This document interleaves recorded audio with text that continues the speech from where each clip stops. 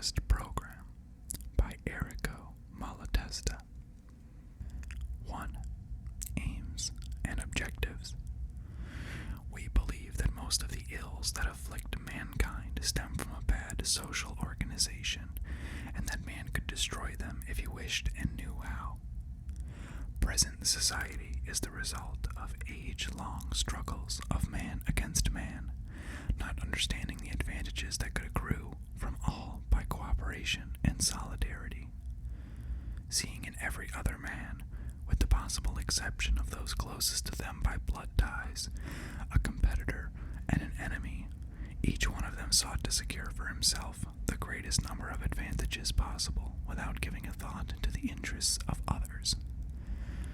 In such a struggle, obviously the strongest or more fortunate were bound to win, and in one way or another, subject and oppress the losers. So long as man was unable to produce more than was strictly needed to keep alive, the conquerors could do no more than put to flight or massacre their victims and seize the food they had gathered.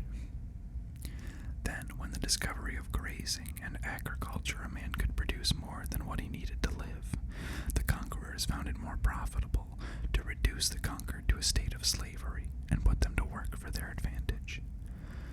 Later, the conquerors realized that it was more convenient, more profitable, and certain to exploit the labor of others by other means, to retain for themselves the exclusive right to the land and working implements, and set free the disinherited who, finding themselves without the means of life, were obliged to have recourse to the landowners and work for them on their terms.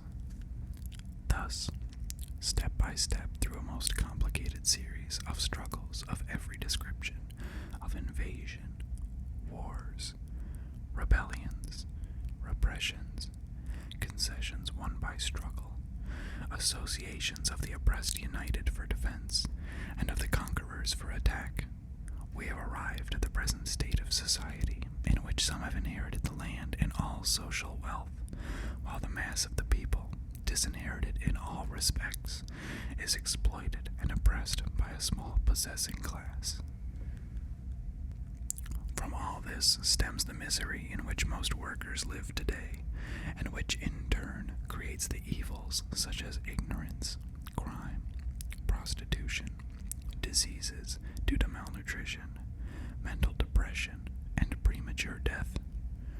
From all this arises a special class, government, which, provided with the necessary means of repression, exists to legalize and protect the owning class from the demands of the workers, and then it uses the powers at its disposal to create privileges for itself, and to subject, if it can, the owning class itself as well.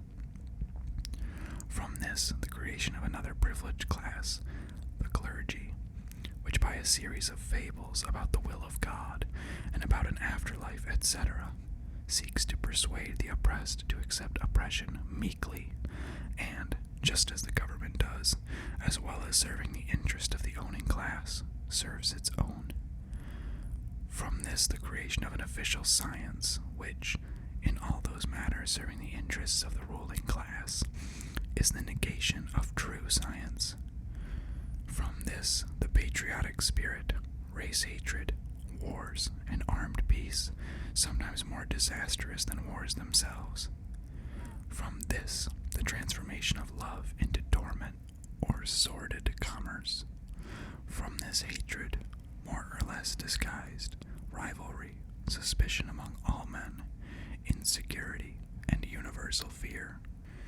We want to change radically such a state of affairs, and since all these ills have their origin in the struggle between men, in the seeking after well-being through one's own efforts and for oneself and against everybody, we want to make amends, replacing hatred by love, competition by solidarity, the individual search for personal well-being by the fraternal cooperation for the well-being of all, oppression and imposition by liberty, the religious and pseudo-scientific lie by truth.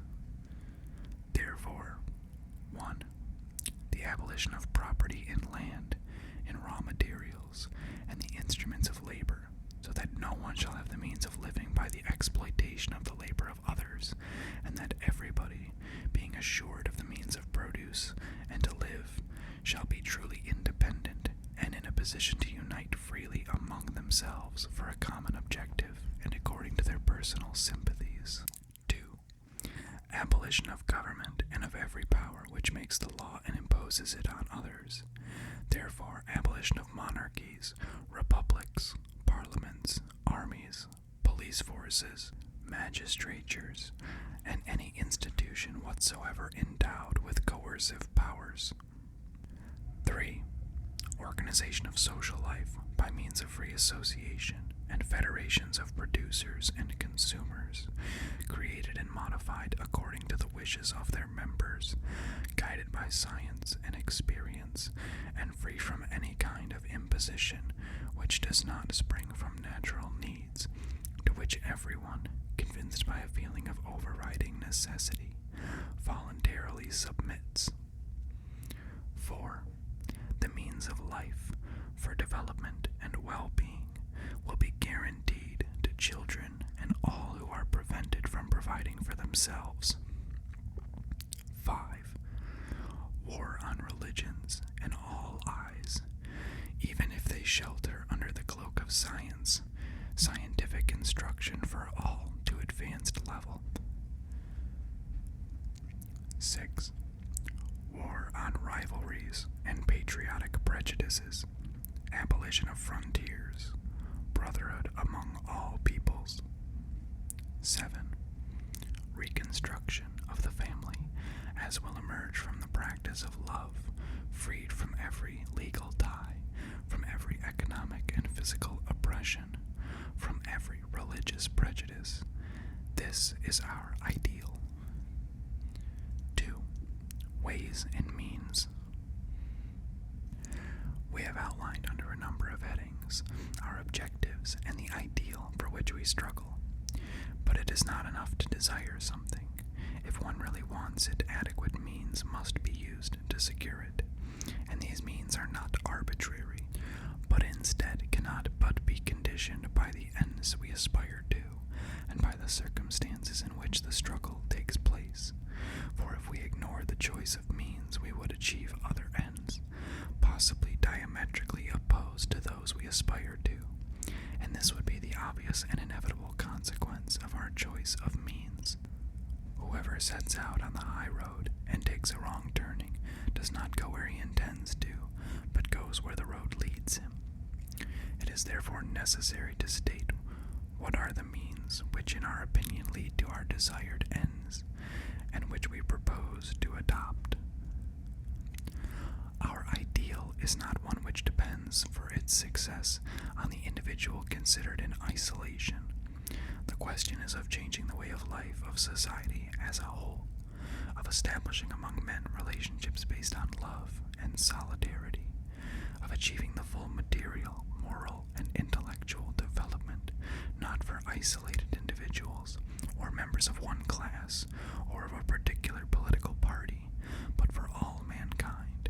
And this is not something that can be imposed by force, but must emerge through the enlightened consciousness of each one of us, and be achieved with the free consent of all. Our first task, therefore, must be to persuade people.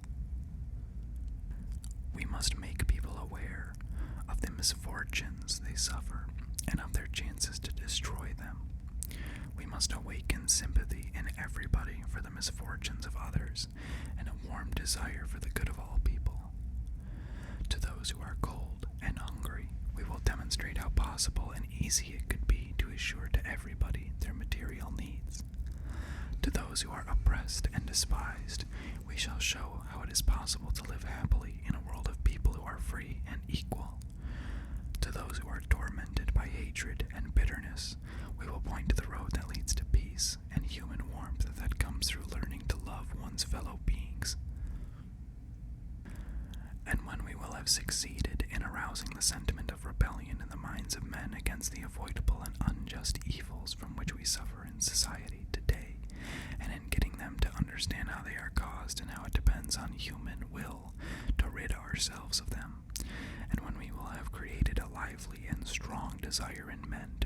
transform society for the good of all, then those who are convinced will, by their own efforts as well as by the example of those already convinced, unite and want to as well as be able to act for their common ideals. As we have already pointed out, it would be ridiculous and contrary to our objectives to seek to impose freedom, love among men, and the radical development of human faculties by means of force. One must therefore rely on the free will of others, and all we can do is to provoke the development and the expression of the will of the people. But it would be equally absurd and contrary to our aims to admit that those who do not share our views should prevent us from expressing our will, so long as it does not deny them the same freedom. Freedom for all, therefore, to propagate and to experiment with their ideas, with no other limitation than that which arises naturally from the equal liberty of everybody. But to this are opposed, and with brute force, those who benefit from existing privileges and who today dominate and control all social life. In their hands, they have all the means of production, and thus they suppress not only the possibility of free experimentation in new ways of communal living and the right of workers to live freely by their own efforts, but also the right to life itself, and they oblige whoever is not a boss to have to allow himself to be exploited and oppressed if he does not wish to die of hunger. They have police forces, a judiciary, and armies created for the express purpose of defending their privileges, and they persecute, imprison, and massacre those who would want to abolish those privileges and who claim the means of life and liberty for everyone. Jealous of their present and immediate interests, corrupted by the spirit of domination, fearful of the future, they, the privileged class, are, generally speaking, incapable of a generous gesture, are equally incapable of a wider concept of their interests, and it would be foolish to hope that they should freely give up property and power and adapt themselves to living as equals and with those who today they keep in subjection. Leaving aside the lessons of history, which demonstrates that never has a privileged class divested itself of all or some of its privileges, and never has a government abandoned its power unless obliged to do so by force or the fear of force. There is enough contemporary evidence to convince anyone that the bourgeoisie and governments intended to use armed force to defend themselves, not only against complete expropriation, but equally against the smallest popular demands, and are always ready to engage in the most atrocious persecutions and the bloodiest massacres. For those people who want to emancipate themselves, only one course is open, that of opposing force with force. It follows from what we have said that we have to work to awaken in the oppressed the conscious desire for a radical social transformation, and to persuade them that by uniting they have the strength to win. We must propagate our ideal and prepare the required material and moral forces to overcome those of the enemy and to organize the new society. And when we will have the strength needed, we must, by taking advantage of favorable circumstances as they arise, or which we can ourselves create, to make the social revolution, using force to destroy the government and to expropriate the owners of wealth, and by putting in common the means of life and production, and by preventing the setting up of new governments which would impose their will, and to hamper the reorganization of society by the people themselves. All this is, however, less simple than it might appear at first sight. We have to deal with people as they are in society today, in the most miserable moral and material conditions, and we would be deluding ourselves in thinking that propaganda is enough to raise them to the level of intellectual development which is needed to put our ideas into effect. Between man and his social environment, there is a reciprocal action. Men make society what it is, and society makes men what they are, and the result is therefore a kind of vicious circle. To transform society, men must be changed, and to transform men, society must be changed.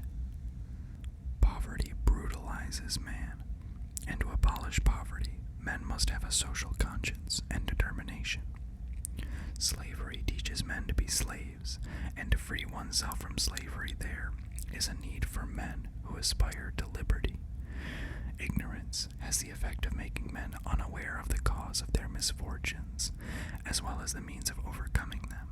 And to do away with ignorance, people must have the time and the means to educate themselves. Governments accustom people to submit to the law and to believe that law is essential to society, and to abolish government, men must be convinced of the uselessness and the harmfulness of government. How does one escape from this vicious circle? Fortunately, existing society has not been created by the inspired will of the dominating class, which has succeeded in reducing all its subjects to passive and unconscious instruments of its interests. It is the result of 1,000 internecine struggles, of 1,000 human and natural factors acting indifferently without directive criteria, and thus there are no clear-cut divisions either between individuals or between classes. Innumerable are the variation in material conditions. Innumerable are the degrees of moral and intellectual development, and not always, we would almost say very rarely, does the place of any individual in society correspond with his abilities and his aspirations. Very often individuals accustomed to conditions of comfort fall on hard times, and others, through exceptionally favorable circumstances, succeed in raising themselves above the conditions into which they were born. A large proportion of the working class has already succeeded, either in emerging from a state of abject poverty, or was never in such a situation. No worker to speak of finds himself in a state of complete social unawareness, of complete acquiescence to the conditions imposed on him by the bosses. And the same institutions, such as have been produced by history, contain organic contradictions, and are like the germs of death, which, as they develop, result in the dissolution of institutions and the need for transformation. From this, the possibility of progress, but not the possibility of bringing all men to the necessary level of want, and to achieve anarchy by means of propaganda without a previous gradual transformation of the environment. Progress must advance contemporaneously and along parallel lines between men and their environment. We must take advantage of all the means, all the possibilities, and the opportunities that the present environment allows us to act on our fellow men and to develop their conscience and their demands. We must use all advance in human consciousness to induce them to claim and to impose those major social transformations which are possible and which effectively serve to open the way to further advances later. We must not wait to achieve anarchy, in the meantime limiting ourselves to simple propaganda. Were we to do so, we would soon exhaust our field of action. That is, we would have converted all those who in the existing environment are susceptible to understand and accept our ideas, and our subsequent propaganda would fall on sterile ground. Or if environmental transformations brought out new popular groupings capable of receiving new ideas, this would happen without our participation, and thus would prejudice our ideas. We must seek to get all the people, or different sections of the people, to make demands and impose itself and take for itself all the improvements and freedoms that it desires as and when it reaches the state of wanting them, and the power to demand them, and in always propagating all aspects of our program, and always struggling for its complete realization, we must push the people to want always more and to increase its pressures until it has achieved complete emancipation. 3. The economic struggle. The oppression which today impinges most directly on the workers and which is the main cause of the moral and material frustrations under which they labor is economic oppression. That is the exploitation to which bosses and businessmen subject them, thanks to their monopoly of the most important means of production and distribution. To destroy radically this oppression, without any danger of it reemerging,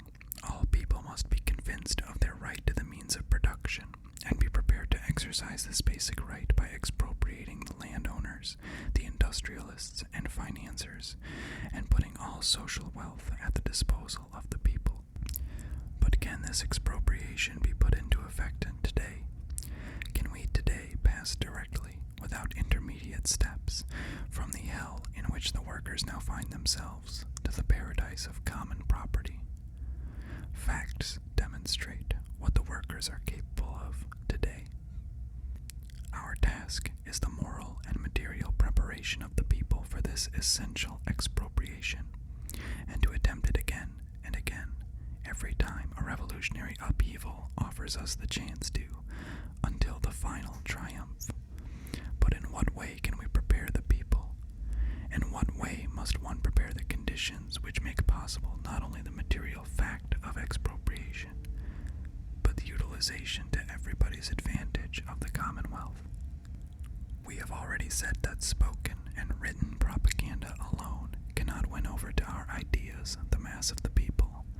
A practical education is needed, which must be alternately cause and effect in a gradual transformation of the environment, parallel with the workers developing a sense of rebellion against the injustices and useless sufferings of which they are the victims, and the desire to better their conditions. They must be united and mutually dependent in the struggle to achieve their demands. And we as anarchists and workers must incite and encourage them to struggle, and join them in their struggle. But are these improvements possible in a capitalist regime?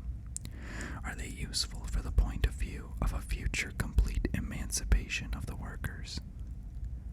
Whatever may be the practical result of the struggle for immediate gains, the greatest value lies in the struggle itself, for thereby workers learn that the boss's interests are opposed to theirs, and that they cannot improve their conditions, and much less emancipate themselves, except by uniting and becoming stronger than the bosses. If they succeed in getting what they demand, they will be better off. They will earn more, work fewer hours, and will have more time and energy to reflect on the things that matter to them, and will immediately make greater demands and have greater needs. If they do not succeed, they will be led to study the causes of their failure and recognize the need for closer unity and greater activity, and they will in the end understand that to make their victories secure and definitive, it is necessary to destroy capitalism. The revolutionary cause, the cause of the moral elevation and emancipation of the workers, must benefit by the fact that workers unite and struggle for their interests.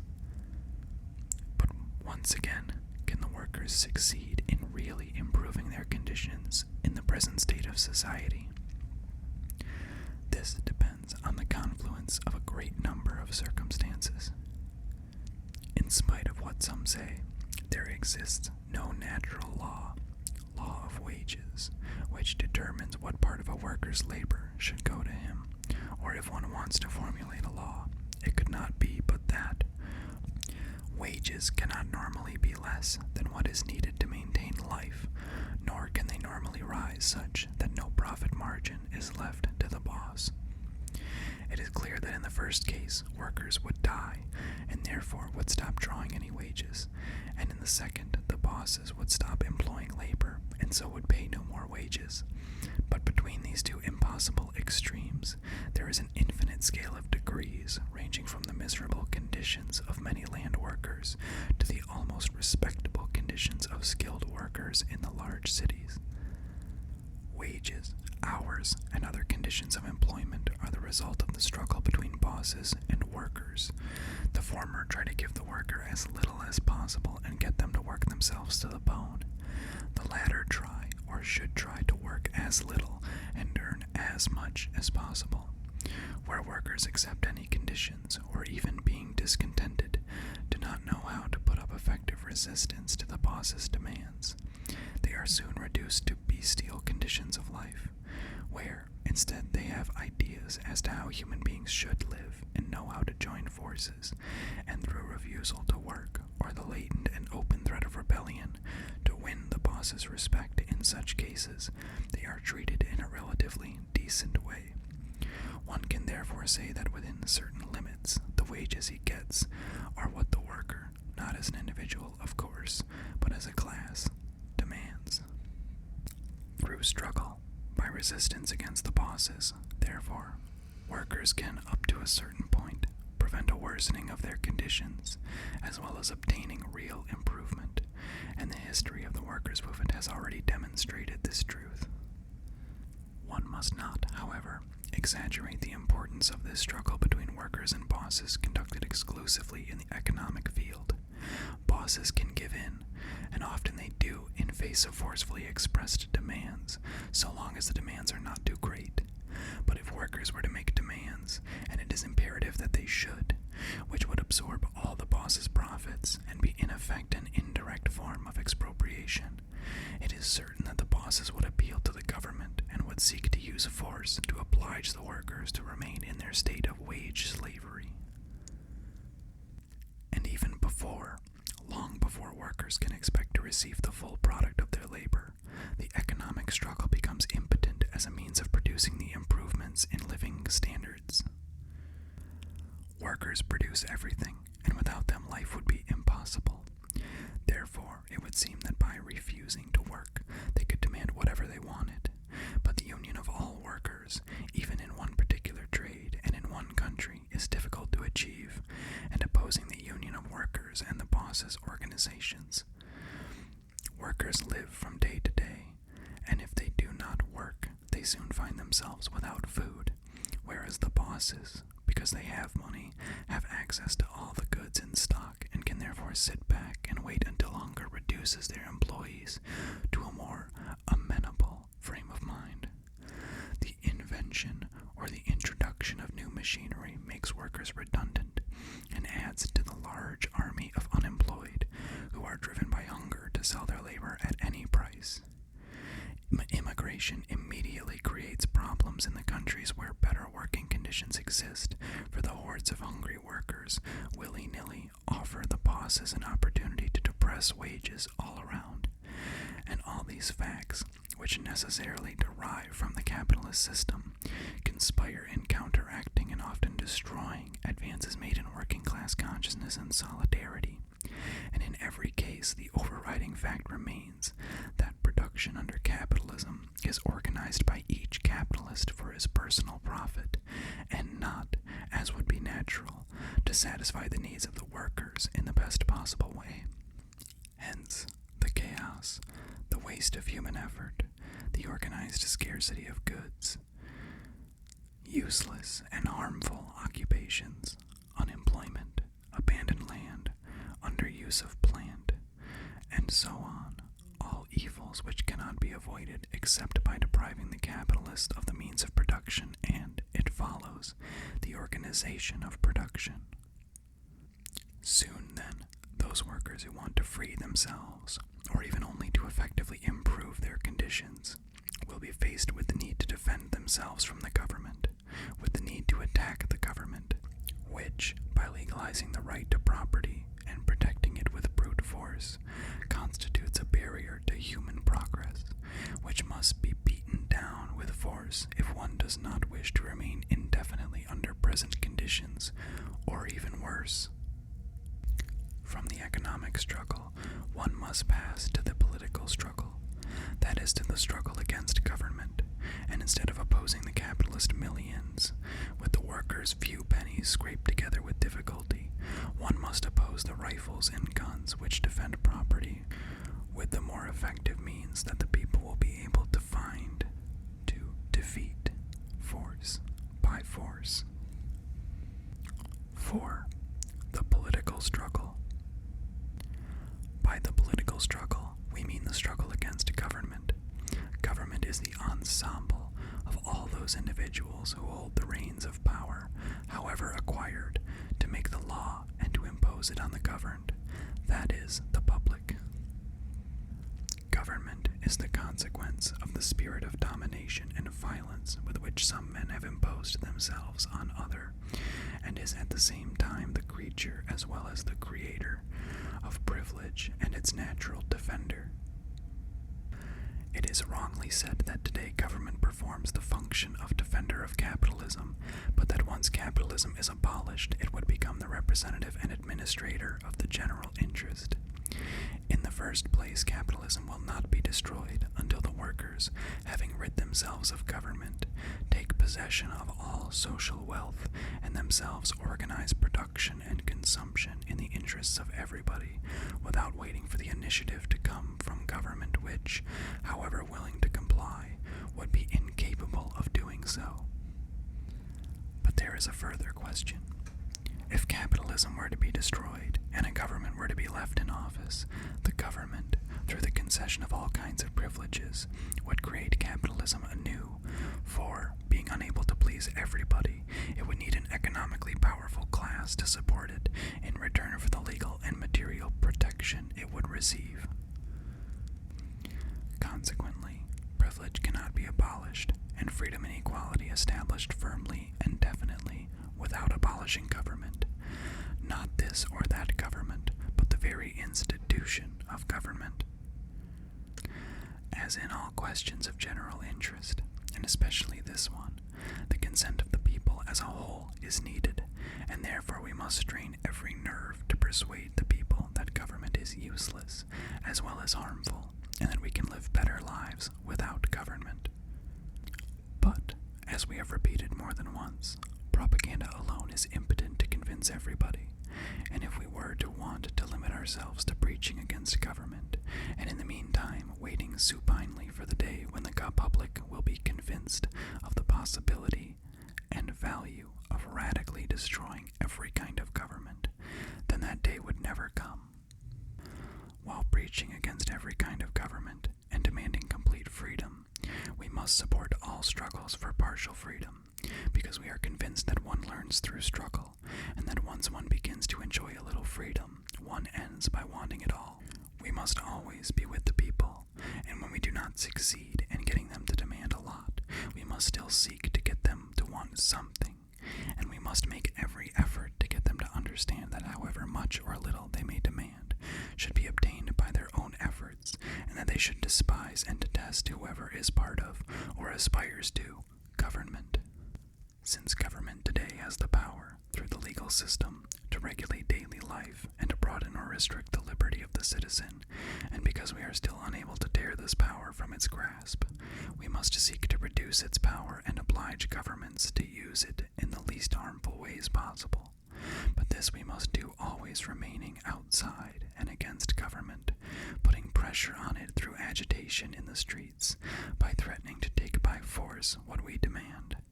Never must we accept any kind of legislative position, be it national or local, for in so doing we will neutralize the effectiveness of our activity, as well as betraying the future of our cause.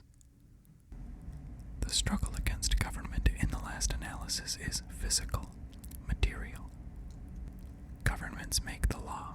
They must therefore dispose of the material forces, police and army, to impose the law, for otherwise only those who wanted to would obey it, and it would no longer be the law, but a simple series of suggestions, which all would be free to accept or reject. Governments have this power, however, and use it through the law to strengthen their power, as well as to serve the interests of the ruling classes by oppressing and exploiting the workers. The only limit to the oppression of government is the power with which the people show themselves capable of opposing it. Conflict may be open or latent, but it always exists since the government does not pay attention to discontent and popular resistance except when it is faced with the danger of insurrection. When the people meekly submit to the law, or their protests are feeble and confined to words, the government studies its own interests and ignores the needs of the people. When the protests are lively, insistent, threatening, the government, depending on whether it is more or less understanding, gives way or resorts to repression. But one always comes back to insurrection, for if the government does not give way, the people will end by rebelling, and if the government does not give way, then the people gain confidence in themselves and make ever-increasing demands, until such time as the incompatibility between freedom and authority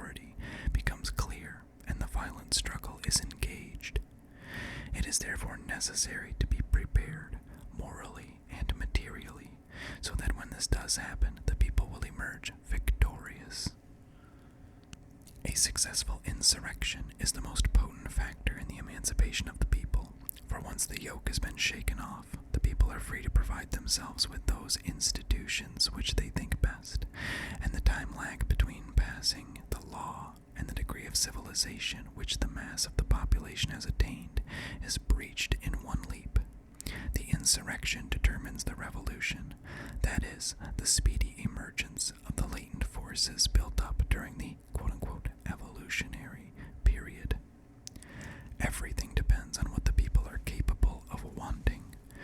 In past insurrections, unaware of the real reason for their misfortunes, they have always wanted very little and have obtained very little. What will they want in the next insurrection? The answer, in part, depends on our propaganda and what efforts we put into it.